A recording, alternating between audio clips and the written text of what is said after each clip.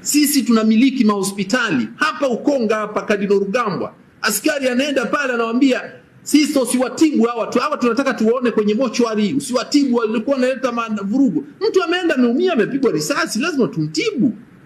Alafu baadaye sheria uzuri zaidi, sheria zinaruhusu hata kama ana ile mnaita nini PF3 tunaruhusu kumtibu. Alafu baadaye ndio tunahakikisha kwamba tunatoa taarifa polisi, mtu huyu hapa alikuja na amepigwa risasi, hatujui nani amempiga, lakini tumeona tuokoe maisha yake, sababu kitu cha kwanza kuokoa maisha, ambayo sheria imekuja nzuri sana. Unaokoa maisha, afu baadaye mengine yatafuata mkondo wake. Na tulikataa, ilibidi sisi apige simu mpaka kwa askofu mmiliki wa hiyo hospitali jimbo kula Dar es Salaam, akamchie.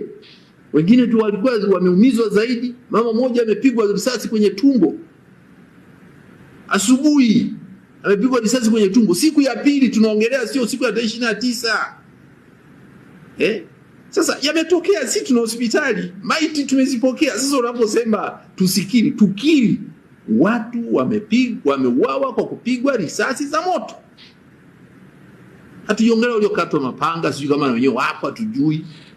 Ndio polisi watatuambia sasa. Labda hiyo tume ndio itasema.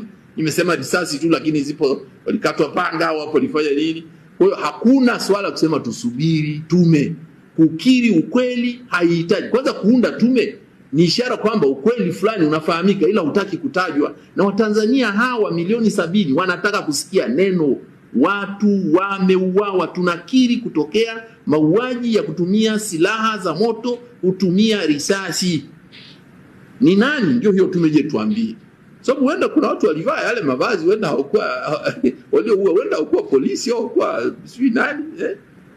Sasa sisi hiyo tusiingilie sana.